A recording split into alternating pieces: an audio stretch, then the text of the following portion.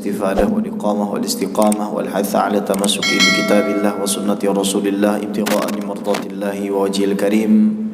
اللهم فقهنا في الدين وعلمنا التأويل واجعلنا من الذين يستمعون القول فيتبعون أحسنه. اللهم أرنا الحق حقا وارزقنا اتباعه وأرنا الباطل باطلا وارزقنا اجتنابه وأدخلنا برحمتك في عبادك الصالحين آمين يا رب العالمين. Kenapa Nabi Muhammad Sallallahu Alaihi Wasallam begitu mudah untuk dicintai?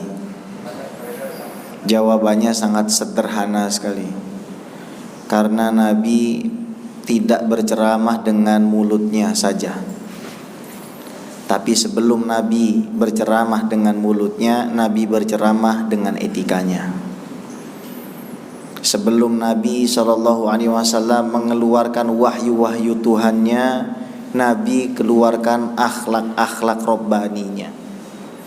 Itulah yang menyebabkan siapapun yang bertemu dengan Nabi Muhammad SAW pasti merindukannya.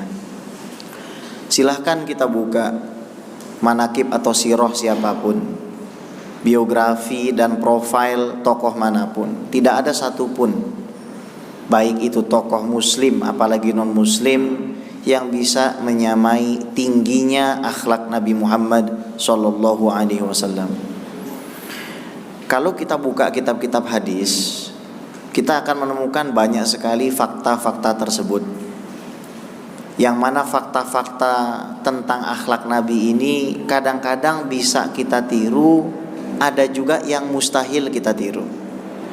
Salah satu yang mustahil untuk kita tiru, yang saya ketahui di antara banyak hal yang menarik perhatian saya, adalah bahwa Nabi Muhammad SAW kalau diminta pasti memberi. Siapapun yang meminta, Nabi pasti kasih. Meskipun resikonya hartanya harus habis. Di zaman ini atau sampai hari kiamat gak ada yang mampu begitu. Anda punya uang 5 miliar, Anda mungkin bisa kasih 10 juta. Punya uang 10 miliar, Anda mungkin bisa kasih 5 miliar. Tapi bisa gak Anda punya uang 10 miliar, Anda kasih 10 miliar? Ada. Dan kelebihannya adalah istrinya setuju, anak-anaknya setuju, keluarganya gak ada yang protes. Ini akhlak yang gak bisa ditiru siapapun sampai hari kiamat. Mungkin ada orang seperti Sayyidina Abu Bakar Siddiq yang menyedekahkan seluruh hartanya untuk umat, tapi ada mungkin di antara keluarga beliau yang tidak setuju. Akan tetapi Nabi Muhammad SAW semakin diminta beliau semakin memberi. Ini akhlak yang saya kira penceramah manapun gak bisa tiru, termasuk saya. Ada orang berceramah, ikuti sunnah Nabi, coba antum minta mobilnya, dikasih gak? Ikutilah saya yang paling sunnah. Antum minta rumahnya, dikasih enggak? Nabi dikasih. Wa ma indi falan udakhirahu ankum. Itu kata-kata yang sangat indah, yang saya enggak pernah dengar dari penceramah manapun. Apa? Yang saya punya enggak akan saya umpet-umpetin. Antum kalau misalkan punya sesuatu, pasti ada tendensi untuk ngumpetin itu. Pada saat perang Khandaq, perang Parit, perang yang paling berat bagi umat Islam karena 10.000 orang-orang kafir Quraisy dan suku-suku pagan bersekutu hendak menghancurkan umat Islam yang ada di Madinah. Dari dalam diserang Bani Quraizah, dari dalam diserang Bani Qainuqa, dari luar diserang orang-orang kafir Quraisy dan suku-suku pagan sekitar Madinah. Ada batu yang teramat sangat besar, sahabat gak mampu untuk membelahnya. Tapi Nabi Muhammad SAW dipanggil oleh para sahabat, langsung loncat, ambil palu. Ketika Nabi pukulkan, maka tersingkap perut Nabi. Apa yang ada di perut Nabi Muhammad SAW? Batu-batu untuk mengganjal perutnya yang lebih banyak dari batu yang digunakan oleh sahabatnya. Nangis sahabat itu. Pulang sahabat Jabir bin Abdullah ngadu sama istrinya, berlinang air mata melihat satu peristiwa yang sangat membuat hatinya itu bergetar. Ada apa di rumah? Cuma ada tepung. sama itu anak kambing. Ya udah, pokoknya bikin aja itu tepung, gimana pun caranya bikin, dan kambing itu akan saya sembelih, kamu masak. Saya akan undang Nabi Muhammad SAW. Lalu sahabat Jabir bin Abdullah datengin Nabi, bisik-bisik. Ya Rasulullah, ini di rumah ada anak kambing sama roti. Ta'al ya Rasul, ayo Rasul, saya ingin menjamu dirimu. Apa yang Nabi lakukan? Wahai para sahabat-sahabatku, Jabir siap untuk menjamu kalian. Jumlahnya berapa? 1.500 orang. Antum kalau posisinya kayak Sayyidina Jabir gimana? Keringat dingin sudah itu. Gimana ini anak kambing ini? Kok 1.500 orang nih? Udah, kamu tenang aja. Ditenangkan oleh Nabi, tenang. Rumahnya kan kecil, hanya muat masuk untuk 10 orang maksimal. Tamu hanya bisa masuk 10 orang. Maka ya seperti orang ngantri waktu buka puasa di Al-Ikhlas. Masuk 10, makan. Keluar 10, masuk 10, makan lagi. Keluar 10, masuk, sampai habis 1.500. Pulang Nabi Muhammad SAW, Jabir dan istrinya masih terheran-heran. Kok bisa?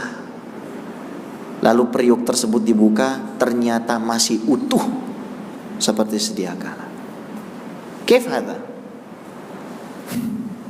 Bagaimana mungkin itu bisa terjadi gitu? Ya karena kita sedang berbicara tentang makhluk langit. Kita sedang berbicara tentang seseorang yang paling dicintai oleh Allah, yang mana siapapun yang mencintai orang itu pasti dicintai Allah. Antum cinta gak sama Nabi?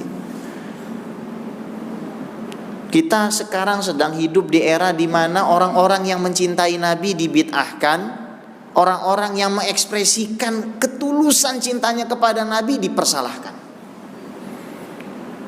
Kalau kata Syekh Hamzah Yusuf Hansen itu a religion without love, at-tadayun bila mahabbah, cara beragama tanpa cinta. Loh, bukankah kalau kita cinta kita mengikuti sunah-sunahnya? Betul, tapi tidak mesti loh ya. Kita mengikuti seseorang karena kita cinta. Kita bawahan, ketika kita diperintahkan oleh atasan kita untuk melakukan satu aktivitas, belum tentu kita melakukannya karena kita cinta sama dia. Bisa jadi karena uang, bisa jadi karena kita takut, atau karena sebab apapun. Tapi para pecinta pasti taat kepada Nabi Muhammad SAW. Nah, pada pagi siang hari ini kita akan membahas akhlak Nabi Muhammad SAW yang berputar dan berkisar pada dua hal. Pertama, sifat rendah hatinya Nabi, dan yang kedua, cara Nabi menjamu tamunya. Jadi ketika kita keluar dari Al-Ikhlas ini, Al-Fakir, saya berharap ya kita bisa mewariskan minimal dua sifat itu dari Nabi Muhammad SAW. Nabi Muhammad SAW bersabda, Innallaha auha ilayya an tawadhu'u hatta la yafkhar ahadun ala ahadin wa la yabghi ahadun ala ahadin. Allah itu mewahyukan kepada saya supaya saya tawadu. Tawadu itu tidak tinggi hati tapi juga tidak rendah diri. Itu tawadu. Kalau kita rendah diri itu namanya bukan tawadu. Nah, Nabi Muhammad SAW adalah figur yang mengajarkan kita di tengah kesempurnaan beliau. Lihat, kulit beliau itu ka'anna syams tajri fi wajhihi, seolah-olah matahari itu beredar di wajahnya Nabi. Tapi Nabi tidak sombong. Nabi Muhammad SAW, antum tahu keringatnya wangi, sementara kita keringatnya bau. Tapi kenapa kok kita bisa lebih sombong dari Nabi Muhammad SAW? Nabi Muhammad SAW itu teman duduknya adalah malaikat Jibril, teman nongkrongnya itu malaikat Jibril. Tapi Nabi SAW nggak sombong. Kita yang mungkin sering duduk sama orang jahat, orang yang gak bertakwa sama Allah, kenapa kita jadi orang yang sombong? Maka Nabi yang ada di atas atau puncak daripada penciptaan Allah itu saja diperintahkan untuk rendah hati, maka kita yang, mohon maaf, kemana-mana saja masih butuh toilet, kenapa kita mewarisi sifat sombongnya iblis? Coba kita latih diri kita itu supaya rendah hati. Tafakhara rajulan inda Rasulillah SAW. Ada dua orang sombong-sombongan di hadapan Nabi SAW. Faqala ahaduhuma, yang satu bilang begini, ana fulan bin fulan, membanggakan dia punya nasab, membanggakan dia punya orang tua, membanggakan dia punya kedudukan. Saya ini anaknya fulan bin fulan. Nabi lembut. Nggak seperti misalkan saya kalau negur antum jangan begitu. Nabi cerita negurnya. Kata Nabi kepada dua orang itu, iftakhara rajulan amama Musa alaihi salatu wassalam. Di depan Musa alaihi salam ada dua orang yang membangga-banggakan dirinya. Faqala ahduhuma, yang satu mengatakan ana fulan bin fulan hatta adda tis'atan. Saya fulan bin fulan sampai 9 nama kakeknya disebut. Ana fulan bin fulan bin fulan bin fulan bin fulan bin fulan bin fulan bin fulan bin fulan bin fulan bin fulan. Lalu kata Nabi Musa alaihissalam setelah diwahyukan oleh Allah Subhanahu wa taala, qul lilladzi iftakhar. Musa sampaikan kepada orang yang membanggakan nasabnya itu. Balitis'atu min ahli nar wa anta ashiruhum. Itu 9 nama yang kamu sebut tadi itu ahli neraka semua dan selamat kamu yang ke-10. Nabi kalau diundang untuk makan kaki kambing pasti datang. Antum tahu kaki kambing? Bagian yang paling nggak ada daging datang. Kita kalau yang ngundang itu bukan Pak Tosi, misalkan yang ngundang Habib Ges, Habib Ges paling Indomie nggak datang. Nabi nggak seperti itu, dan itu diwariskan oleh cucu-cucunya.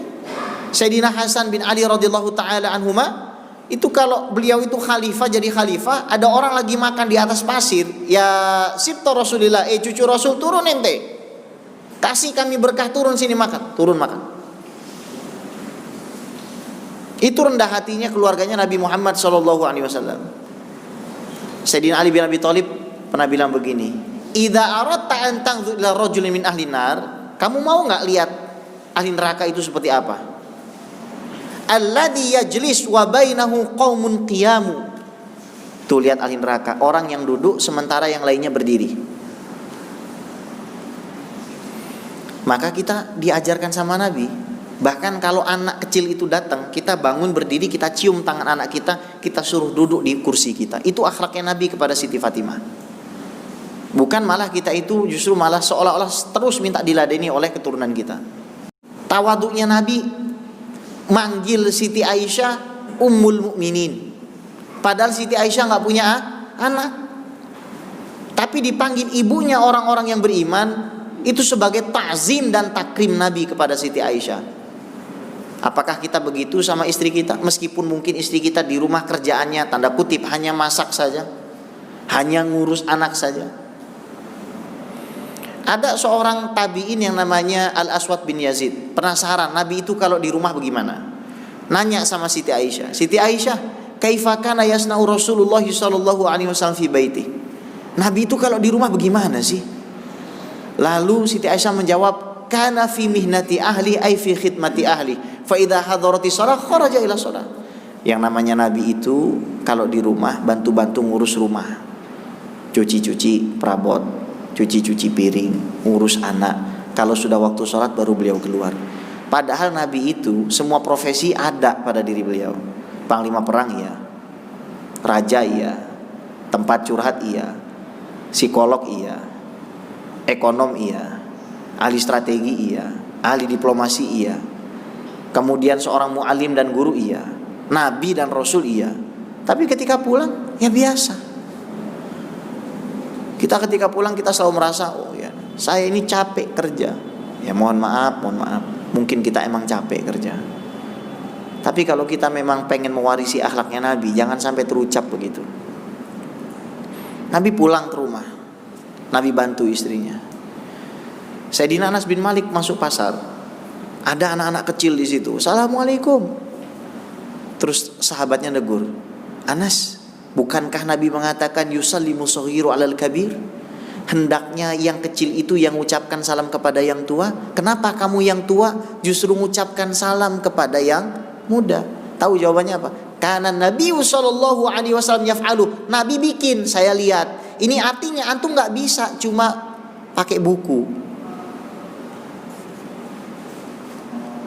Itulah bedanya orang yang belajar dari buku dengan orang yang belajar langsung kepada pelaku. Kita punya agama ini laku, tiru. Makanya saya kangen dengan orang-orang zaman dulu itu. Al-Habib Anis bin Alwi bin Ali Al-Habsyi, Syahib Maulid Sibtud Durar, Habib Anis Solo. Beliau itu kalau misalkan mau ngajar, yang dipakai minyak wangi itu beliau pakai kayu gahru, digosok kayu gahrunya. kayu gahru yang paling mahal digosok. Ditanya sama muridnya, kenapa Habib Anis bikin begitu? Saya mau menghormati hidung orang yang mencium tangan saya. Kalau kita habis makan nasi padang, habis makan pecak gabus, itu Nabi.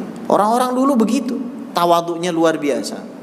Senyum ketemu itu, nggak kasar, nggak marah.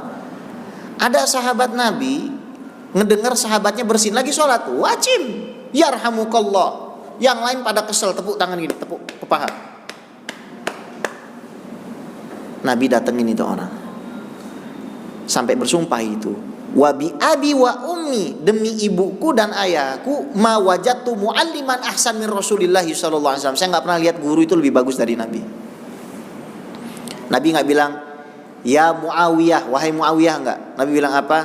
Inna hadhihi shalah la yasluh fihi minal kalam illa takbir wa tahmid wa tasbih. Kita ini sholat tidak boleh ada perkataan manusia kecuali takbir, tahmid dan tasbih. Lihat Nabi.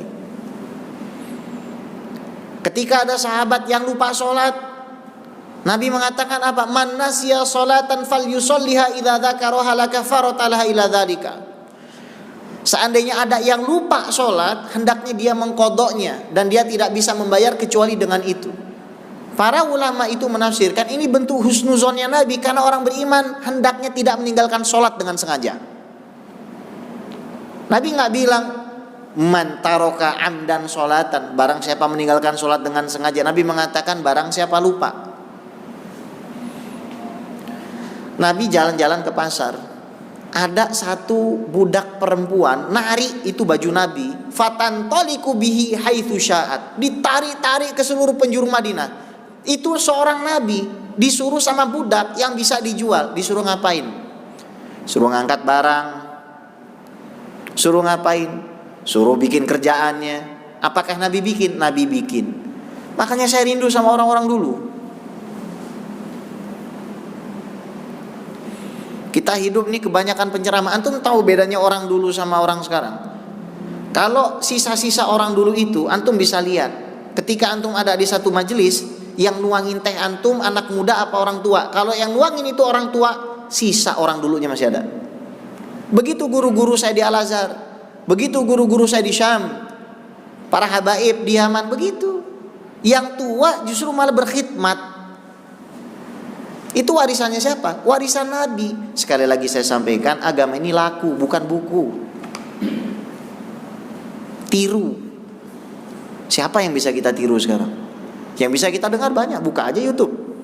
Apa itu yang kita butuhkan? Ternyata kita buka YouTube, habis kuota bergiga-giga, nggak terisi juga batin kita ini kosong. Itu orang-orang zaman dulu akhlaknya luar biasa. Nabi lagi khutbah, tiba-tiba ada orang datang. Ya Rasulullah, saya ini bukan Abu Bakar, bukan Umar. Saya ini orang yang nggak punya apa-apa, la yadri madinuhu, nggak tahu agama saya. Nabi stop itu lagi khutbah Jumat.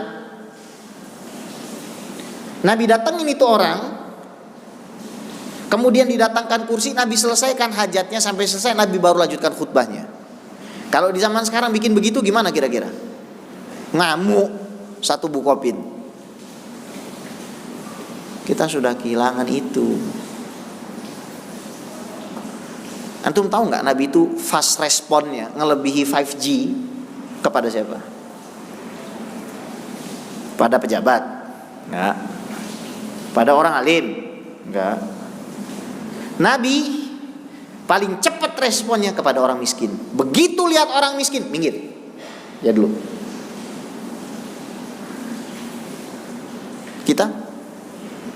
Kita lihat mobilnya,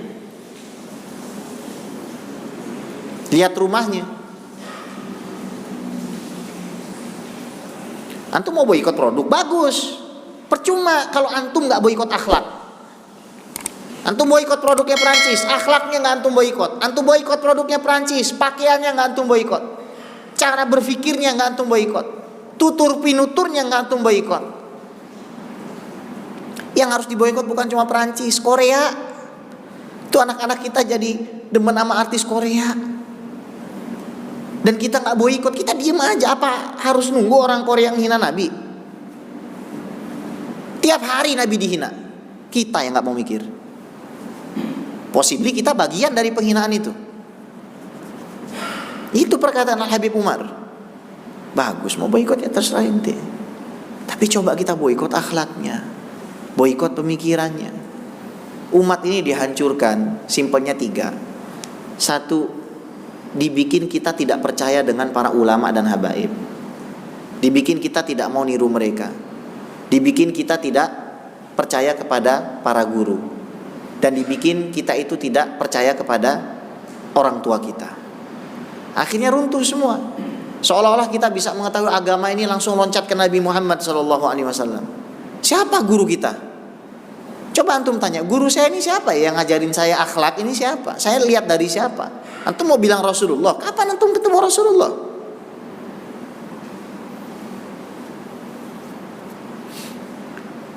Orang tua kita itu, para habaib kita itu, kiai kita itu nggak sembarangan. Mereka ngambil ilmunya bukan dari buku, tapi dari laku.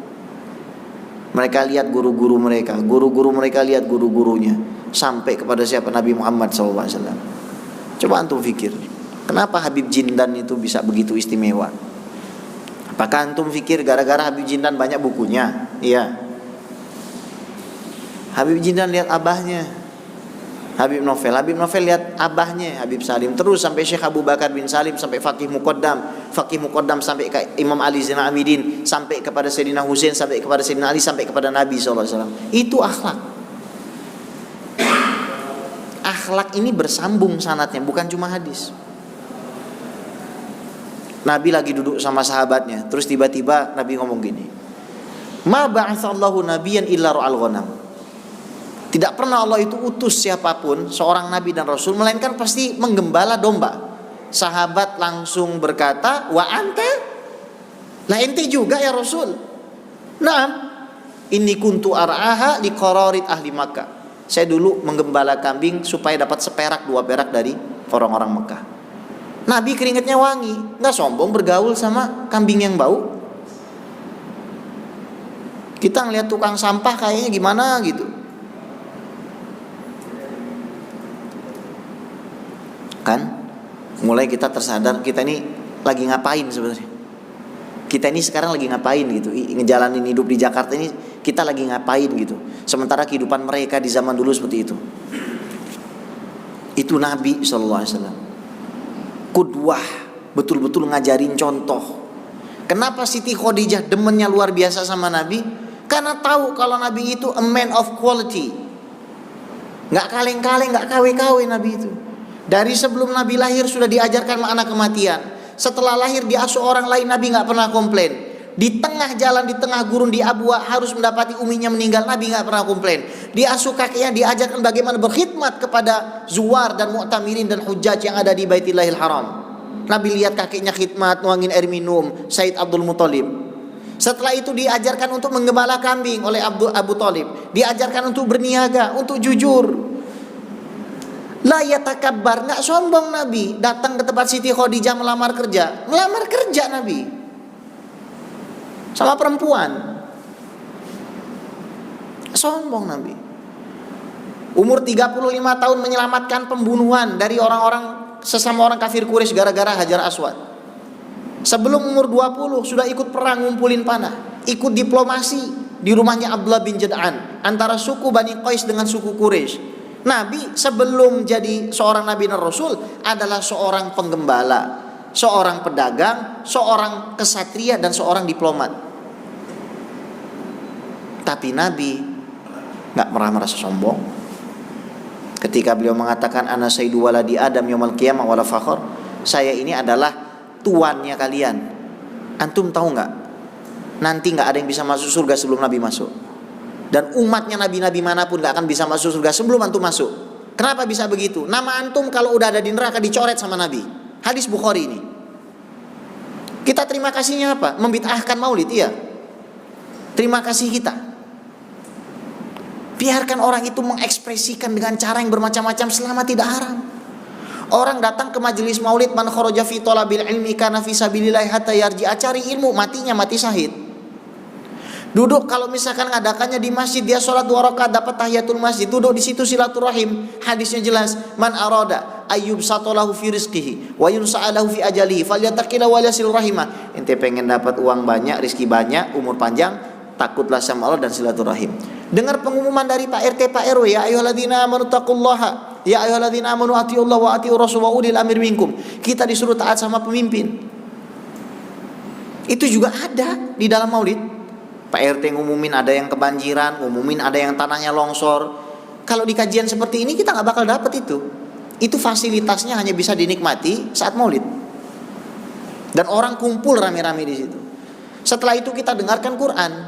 Allah SWT dalam Al-Quran mengatakan, fa idza quri'al Qur'anu fastami'u lahu wa ansitu la'alakum turhamun. Mau dapat rahmat, pasang telinga dengar Quran. Setelah itu ada mauizah tentang kehidupan Nabi. La yu'minu ahadukum hatta akuna ahabba ilaihi min walidihi wa waladihi wa nasi ajmain. Kamu semua enggak bisa beriman dengan sempurna sampai aku lebih kamu cintai daripada orang tuamu, anak-anakmu dan seluruh manusia. Gimana kita mau cinta? Kita aja enggak tahu sirahnya. Setelah itu kita makan bareng-bareng. Ta'amul wahid yakfil isnin, ta'amul isnin yakfi salasa. Makanan satu orang hendaknya dimakan 2 orang, makanan 2 dimakan 3 orang. Kita makanan 3 orang dimakan 1 orang. Di mana antum bisa dapat fasilitas makan bersama seperti itu? Makanan 3 orang di majelis maulid dimakan 10 orang. Setelah itu santunan anak yatim. Sementara Nabi mengatakan ana wa kafirul yatimi fil jannati hakadha. Saya dengan orang yang ngasuh anak yatim itu seperti ini jaraknya di surga. Di mana letak salahnya kawan? Kan ini Nabi SAW segitu berjasanya sama kita. Nabi Adam gak bisa selamatin antum. Antum tahu suruh ngantri berapa lama? 50.000 tahun. Antum ngantri di Indomaret 15 menit saja sudah mangkal-mangkal. Ini 50.000 tahun. Kenapa bisa dapat kortingan 1.000 tahun? Nabi yang bilang, ya Allah korting di korting. Nanti itu di hari itu, ibu antum gak peduli antum, bapak antum gak ngurusin antum, anak antum apalagi, teman antum ya tambah parah. Yang ngurusin antum siapa? Nabi Adam? Gak bisa.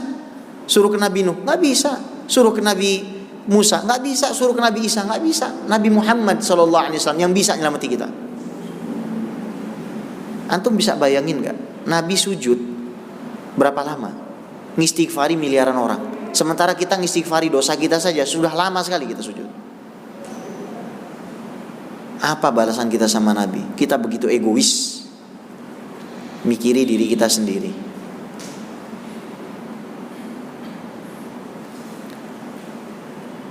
Itulah ya, kalau kita bicara tentang Nabi itu gak habis-habis. Bahkan kalau lagi majelis maulid itu saya sering sampaikan, antum undang 100 penceramah, saya yakin masing-masing penceramah pasti membicarakan sesuatu yang beda. Membicarakan soal Nabi itu seperti membicarakan samudra yang tak bertepi, seperti menuliskan biografi yang tintanya itu tidak akan pernah habis. Sallallahu alaihi wasallam. Nabi lagi duduk sama sahabatnya memotong kambing.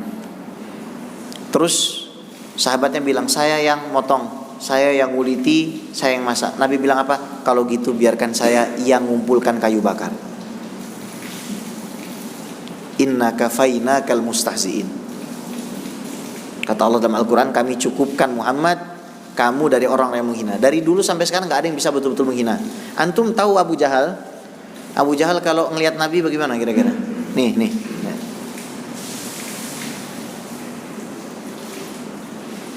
Kenapa ente kalau ketemu Muhammad gak mau lihat? Kalau saya lihat nanti saya cinta sama dia.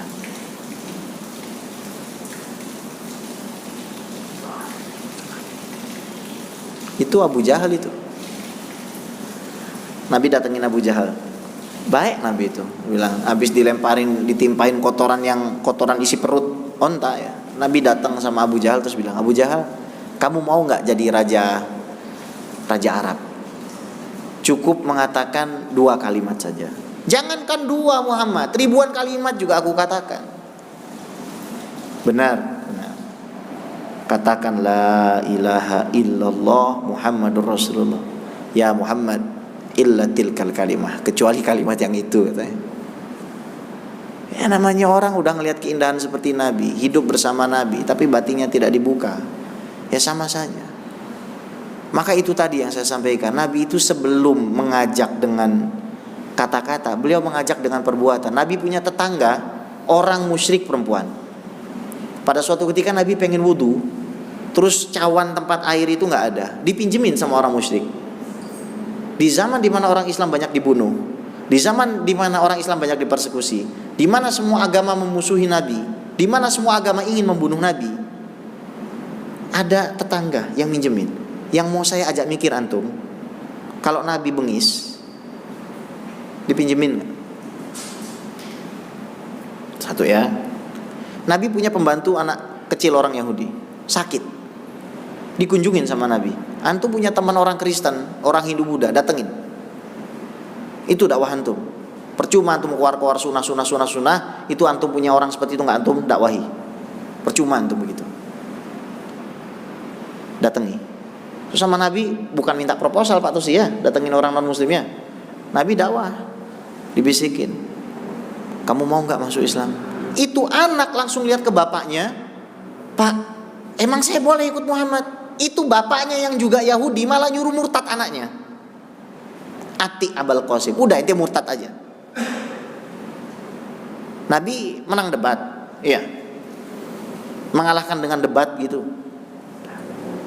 Etik, akhlak, laku. Mereka nggak baca hadis, mereka nggak baca sunnah, mereka baca antum. Orang-orang non muslim, jangan yang non muslim, yang muslim yang nggak paham nabinya itu ngelihat antum. Antum loh yang rajin sholat di masjid. Mereka nggak baca hadis, nggak baca sunnah, mereka nggak baca Quran, mereka baca antum. Cara antum ngomong dibaca, cara antum minum dibaca, cara antum bermuamalah dibaca, cara antum berdagang dibaca, cara antum membeli dibaca, cara antum berbagi dibaca.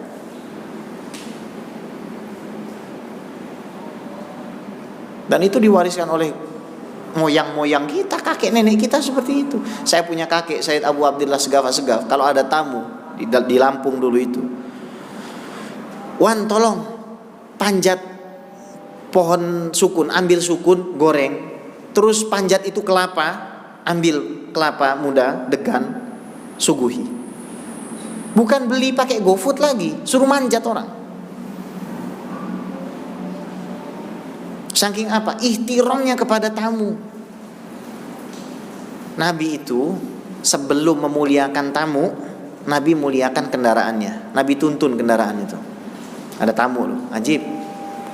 Syekh Abdullah Basaudan yang nulis Hadroh Basaudan tahu ada keturunan Nabi yang nggak jelas nih keturunannya, model-model bukan keturunan alim ini, orang Badui ini, bukan alim, orang Badui. Datang ke rumahnya terus ngomong, ana cucunya Rasulullah, ana mau nginep rumah ente. Tahu apa yang dibuat? Itu yang dicuci adalah kendaraannya, ontanya dicuci. Padahal orang alim ini yang nyuci. Kita hidup di zaman di mana mahabbah kita sama ahlu bait dan keturunan Nabi mau dikikis. Padahal Imam Suyuti kumpulkan 64 hadis bi fadhaili ahli bait, mayoritasnya hadis sahih. Kalau saya bacakan hadis ini di depan antum, saya takut antum akan mengatakan saya berbohong. Saking beratnya kewajiban harus mencintai keluarga Nabi itu. Imam Suyuti hafal 100.000 hadis. Judul kitabnya Ihya'ul Mayyit bi fadhaili ahli bait sallallahu alaihi wasallam. Kita hidup di zaman itu. Udah antum gak usah gulu sama keluarga Nabi. Keluarga Nabi juga manusia, betul. Bedakan antara babnya antum mencintai dengan mengikuti. Gak setiap yang antum cintai harus antum ikuti, tapi cinta itu wajib. Antum melihat ada zuriyah Nabi salah, karena antum cinta sama kakeknya, antum tegur dia dengan cara yang baik. Bukan antum hina-hina, bukan antum ejek-ejek. Musibah kita hidup di zaman sekarang seperti itu. Warisan Nabi itu. Nabi mengajarkan kita memuliakan sendal tamunya. Makanya kalau ada tamu datang ke rumah saya, kalau zaman sebelum pandemi, itu sendalnya saya balikin. Dan saya gak pernah bertanya, karena itu diajarkan orang tua saya. Jangan pernah nanya ke tamu, kamu mau minum apa? Yang kamu punya minuman keluarkan semua. Biarpun sampai kosong keluarkan semua. Nanti Allah ganti itu. Gak usah takut. Ada orang travel datang ke rumah Mosowan, mau ngajak saya ikutan sama travel dia. Dia baru datang ke rumah, kita kasih soto padang sama kopi jahe. Habis makan soto padang kopi jahe, keluar teh panas sama Japanese cheesecake. Belum sempat dia nawari. Setelah itu dia mau pulang, saya ingat di kulkas saya itu ada yang ngasih roti box besar. Saya bilang nih bawa pulang buat makan di jalan. Dari mana saya dapat itu? Dari kitab? Enggak. Orang tua, guru ngajari saya begitu. Itu warisannya Nabi. Pertanyaannya, sudahkah kita mencari orang-orang untuk kita tiru seperti itu? Siapa orangnya? Maka itu yang saya sampaikan tadi itu, kita kenapa umat ini sekarang jadi bingung mau kemana? Karena mereka mengikuti buku bukan mengikuti lagu. Kalau memang buku yang harus diikuti, malaikat Jibril tidak perlu turun. Kalau buku yang harus diikuti, sahabat Nabi tidak mungkin begitu giat mempelajari ilmu langsung dari Nabi Muhammad SAW. Kenapa sekarang ada buku? Ya karena kita terlalu jauh dari Nabi, kita terlalu jauh dari ulama, kita terlalu jauh dari habaib. Maka Anda akan bisa lihat orang yang ilmunya hanya dari buku dengan orang yang ilmunya membaca buku dan meniru laku guru-guru. Nah, Nabi Muhammad SAW itu ngasih tahu sama kita, kalau ada tamu, jangan tanya dia mau di sini berapa lama, kecuali sudah lewat 3 hari. Kalau sudah lewat 3 hari baru ente tanya, mohon maaf, ada acara lagi nggak? Kalau belum 3 hari, antum nggak boleh nanya itu. Hadis Bukhari ini. Ada orang datang ke Nabi, ya Rasul saya lapar. Bentar saya pulang dulu. Ya Allah di rumah cuma ada air. Siapa yang mau ngejamu? Ini saya. Yang ngomong saya ini orang miskin. Pulang ke rumah ditanya sama istrinya, ada makanan nggak? Nggak ada. Illa kutusobiyah, kecuali makanan buat anak kita yang masih kecil ini. Udah ente tidurin, ini sentir lampu. Ente bikin caranya gimana? Nanti biar bisa padam. Datang tamu itu remang-remang, tiba-tiba dipadamin, pura-pura makan. Puas keluar. Besoknya Nabi mengatakan, yang menjamu tamu kemarin Allah ridho kepada mereka sekeluarga. Allah ampuni semua dosanya. Gara-gara tamu.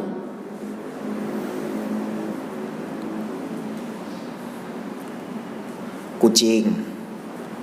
Seorang perempuan masuk neraka gara-gara gak kasih makan kucing, anjing. Barang najis mughalazoh, pezina bisa tobat. Sebabnya apa? Nolong anjing.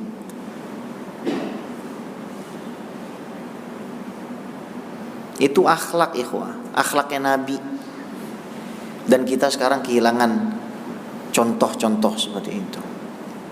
Nah ikhwati wa akhwati fillah rahimani wa rahimakumullah, apa yang singkat yang saya sampaikan ini semoga bisa menjadi cambuk bagi diri kita untuk semakin mengikuti jejak langkahnya Nabi Muhammad SAW, untuk lebih mencintai Nabi Muhammad SAW, untuk lebih mencintai ulama-ulama, mencintai keturunan Nabi Muhammad SAW, mencintai majelis-majelis ilmu seperti ini, mencintai majelis-majelis zikir, majelis-majelis maulid, karena semua itu adalah sunnahnya Nabi Muhammad SAW. Zikir berjamaah itu sunnahnya Nabi Muhammad SAW. 27 hadisnya, mayoritasnya hadisnya sahih. Bahwasanya di zaman Nabi mereka pada zikir berjamaah keras-keras. Adapun hadis-hadis yang berkaitan Nabi melarang zikir keras-keras adalah pada saat awal-awal Islam turun di Mekah. Itu hadis ada sebabnya. Karena kalau mereka dengar, mereka akan menghina Allah Subhanahu wa taala dengan hinaan yang lebih parah. Sekarang hinaan itu sudah enggak ada. Sekarang suara kita justru harus lebih keras kepada yang menghina Nabi Muhammad SAW. Maka ayo di bulan Rabiul Awal ini kita tingkatkan mahabbah kepada Nabi. Caranya bagaimana? Saya mau ajak antum sekarang.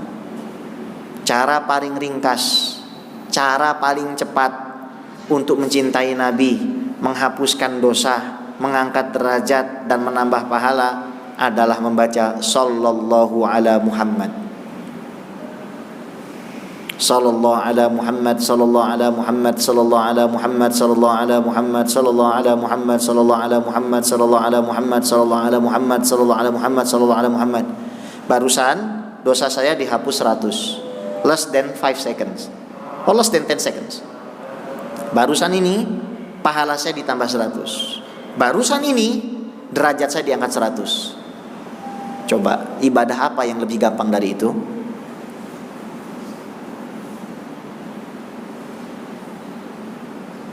Saya tutup dengan perkataan Imam Sya'roni.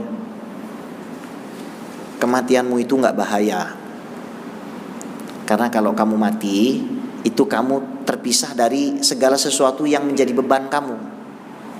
Kematianmu itu justru malah menyenangkan kok. Tapi tahu gak yang bahaya? Kelalaianmu. Padahal jasadmu masih hidup. Kamu lalai, kamu putuskan koneksi kamu dari Allah, dan kamu putuskan koneksi kamu dari Nabi. Makanya hidupmu gak tenang, perasaanmu bimbang. Lebih utama mana, zikir atau sholawat? Sholawat, karena dalam sholawat ada zikir. Allahumma, zikir. Sholli ala, doa. Sayyidina, pujian. Muhammadin, nyebut nama Nabi, syiar. Dalam satu lafaz, dalam satu kalimat ada 4, antum dapat keutamaan.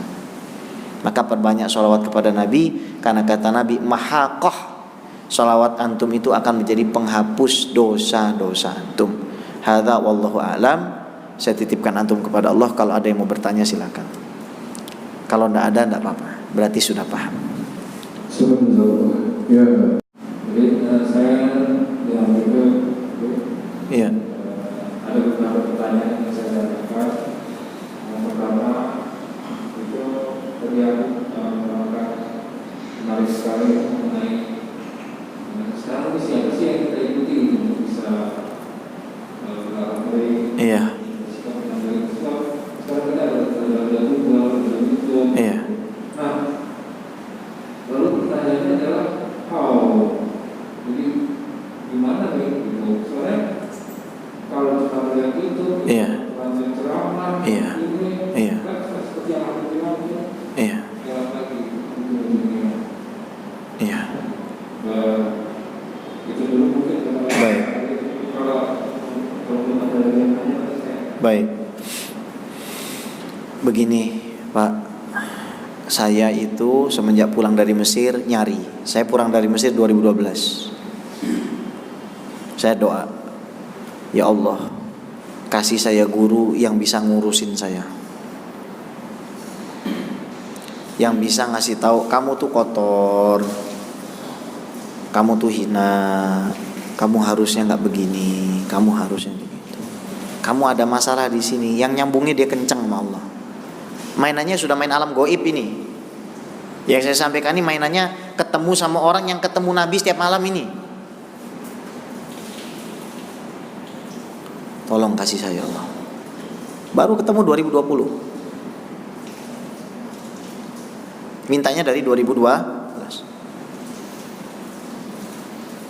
Pergi saya ke Australia, enggak ketemu. Pergi saya ke Malaysia, enggak ketemu. Pergi ke Singapura, enggak ketemu. Nikah sama orang Puri Kembangan sini. Nikah sama orang Puri Kembangan. Kenal sama kawan, Ustadz Ar-Razi Hashim, Dr. Ar-Razi Hashim. Beliau punya kawan, seorang muqaddam thariqah, ngasih tahu kepada saya, Beb, antum pergi ke Habib Fulan. Habib Fulan itu derajatnya tinggi di sisi Allah. Padahal dia orang belum pernah ketemu sekalipun. Pergi, antum ambil dari. Tiba-tiba, ini Habib Fulan ini orang kaya, rumahnya antum tahu, seperti lapangan bola. Rumahnya seperti lapangan bola ini orang. Kita kumpul di satu platform, di situ ada Habib-Habib muda yang terkenal, kecuali saya, karena saya ini nggak terkenal, yang terkenal mereka-mereka itu. Yang ditegur cuma saya. Habib guys, sehat.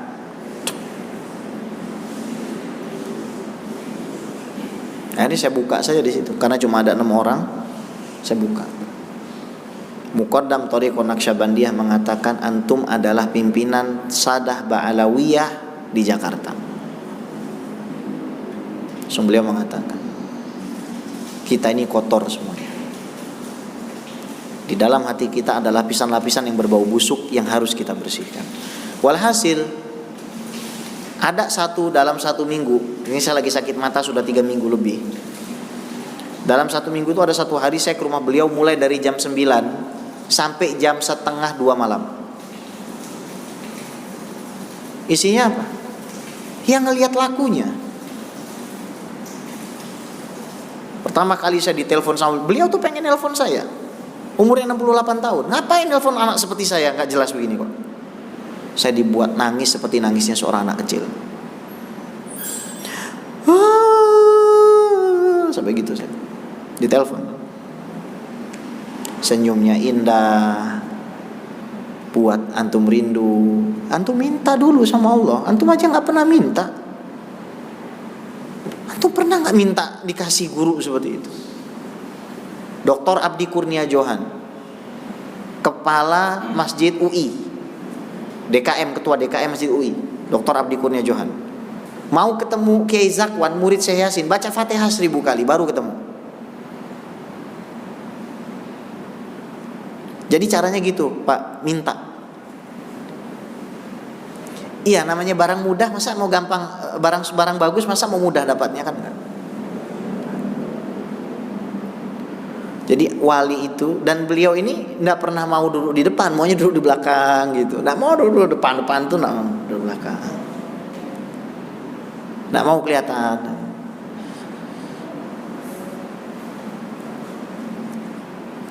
Ya Allah. Ya, itu pertanyaan sudah saya jawab ya. Jadi antum memang, kita semua memang harus doa. Jadi Allah ini punya wali. Wali ini ada di mana-mana. Di tempat antum ada, di sini mungkin ada. Kita minta nggak dikasih ketemu sama orang begitu? Dan wali itu belum tentu secara penguasaan ilmu akidah, ilmu fikih lebih pinter.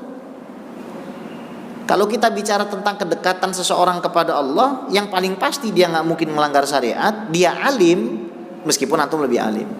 Dalam ilmu akidah, disiplin ilmu akidah, mungkin saya lebih tinggi daripada beberapa orang mursyid. Buktinya beliau sendiri yang ngomong. Tapi kalau cuma ilmu kitab saja nggak ada artinya. Wong beliau setiap mimpi ketemu sama Nabi, ketemu sama Siti Fatimah.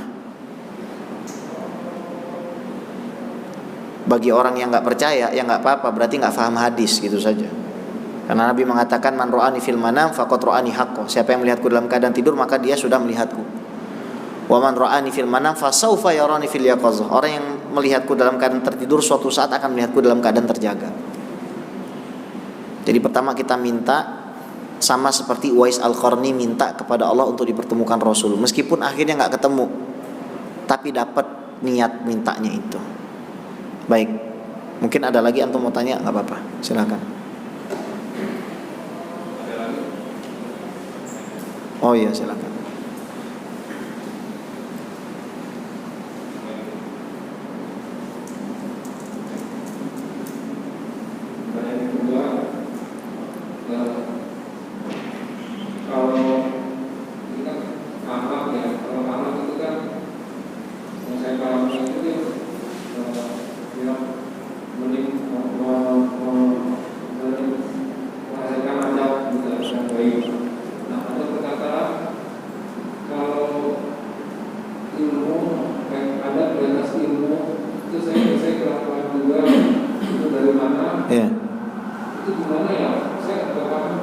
Iya, gimana caranya ya?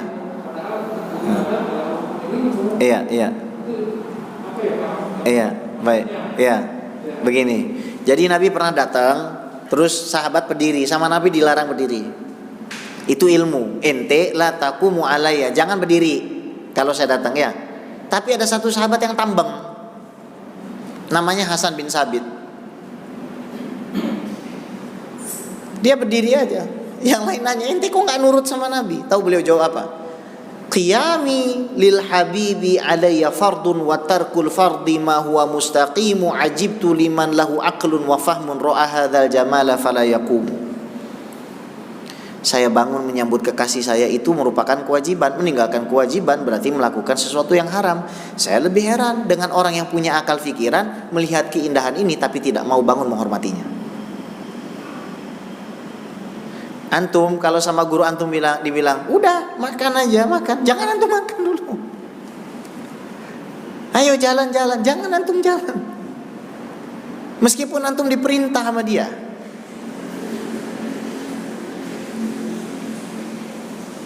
Tapi ada saatnya dimana meninggalkan adab itu adab. Contohnya tukang cukur. Waduh, saya mau cukur guru saya ini. Pegang palanya apa enggak ya? Ya, saya mau mijit guru saya ini. Pegang apa enggak ya? Nih, kadang-kadang meninggalkan adab itu adab. Yang penting ketika antum meninggalkan adab zahir itu, batin antum jangan ikut nggak beradab. Wah, kepalanya saya pegang-pegang. Begitu Pak ya. Paham ya? Ada lagi, satu lagi ya. Udah. Iya, terakhir. Iya, nggak apa-apa. Jadi yang terakhir adalah pertanyaannya ini mengenai apa tadi untuk pertama kali diterangkan itu Rasulullah memberikan apa yang dirinya. Iya. Apakah itu bisa menjadi dasar bahwa apa yang Rasulullah lakukan sesuatu yang benar, sesuatu yang memang sedang tasawufi ataupun kuat gitu, Iya. itu tidak bisa, belum tentu bisa dilakukan oleh kita atau tidak bisa dijadikan landasan. Iya. Apakah seperti itu? Iya. Gimana? Baik. Ada yang namanya khosaisun nabawiyah.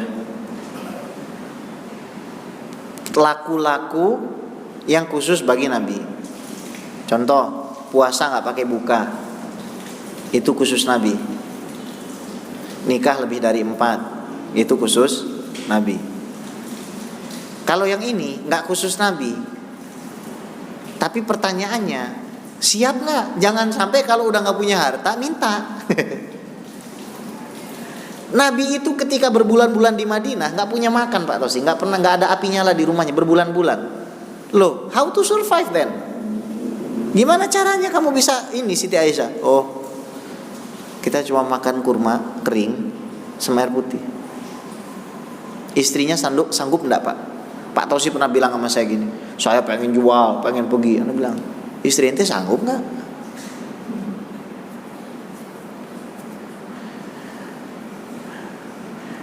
Ibnu Athaillah itu persis kondisinya gitu. Jadi dulu nggak percaya ilmu tasawuf karena nganggap tasawuf itu khurafat nggak jelas. Ketemu sama Abul Abbas Al-Mursi. Dia ini ahli fikih. Saking cintanya sama tasawuf, ilmu fikih mau dia tinggal. Maksudnya dia nggak mau ngajar. Sama gurunya langsung tegurnya pakai cerita. Dia belum curhat itu. Dulu saya punya kawan, baru datang, baru assalamualaikum langsung waalaikumsalam. Dulu saya punya kawan. Itu pengen ninggalin ngajarin ilmu fikih. Itu nggak benar, itu syahwat. Yang pengen gitu bukan cuma antum Pak. Saya pengennya sekarang pergi ke Bangka Belitung, saya beli gubuk di situ, istri anak saya tinggal. Terus saya ngajar alif bata. Itu saya punya pengen. Saya pengen banting itu handphone. Itu saya punya pengen. Tapi hidup ini perjuangan.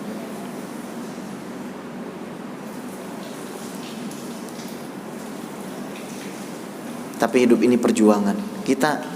Ini guru saya, mursyid saya bilang, ya Habib Ges, ada seorang pemabuk, tiap habis mabuk nangis.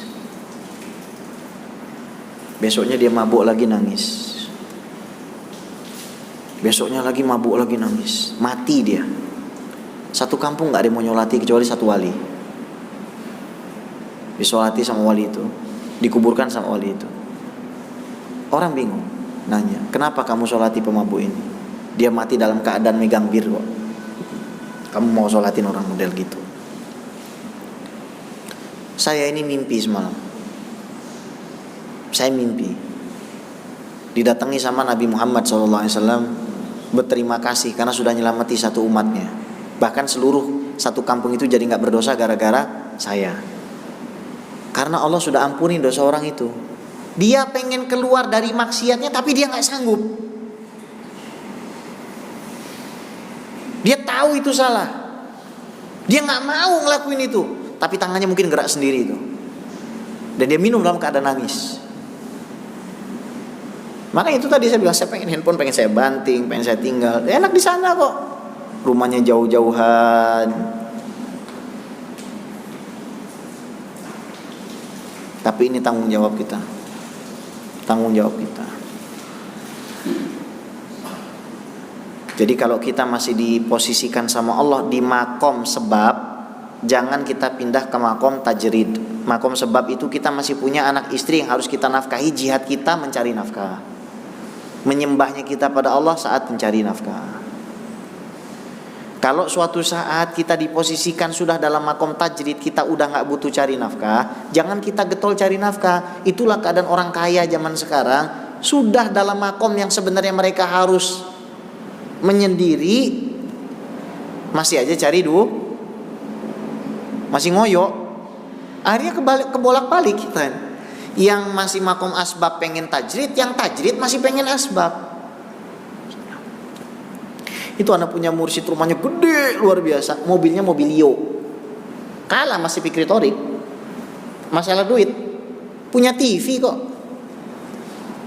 Anak punya mursyid punya TV.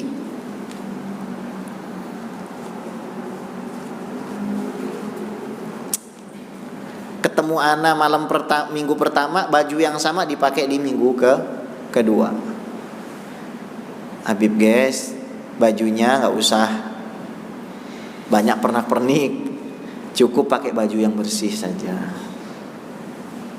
Mana ada buku ngomong sama saya gitu, Pak? Oh, saya tahu Rasul pakaian bersih, tapi saya ngikuti siapa? Antum ngikuti siapa? Ada. Allah itu nggak ninggalin antum sendirian. Ada orang kayak gitu, ada. Masalahnya kita tinggal mau minta apa? Enggak ada orang kayak begitu yang bisa kita lihat, kita contoh. Dan saya buktikan itu, pulang jam 2:30, sholat kan jam 4 lewat. Saya bilang, ya Allah, kalau memang ini orang benar, tolong subuhkan saya di masjid. Saya disubuhkan di masjid pada saat itu.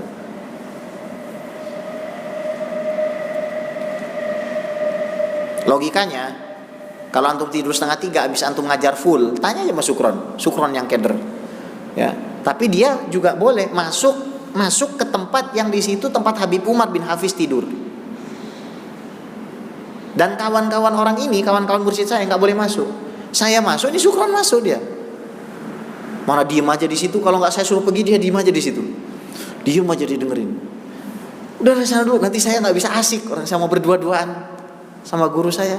Dia keluar dia. Udah 1 jam dia keluar. Itu hasil minta selama 8 tahun. Ya, insya Allah moga-moga kita semua dikasih guru-guru yang seperti itu. Amin. Amin. Kurang lebihnya saya mohon maaf. Ya, moga-moga kita dikumpulkan nanti bersama Nabi Muhammad SAW. Astagfirullah. Assalamualaikum warahmatullahi taala wabarakatuh.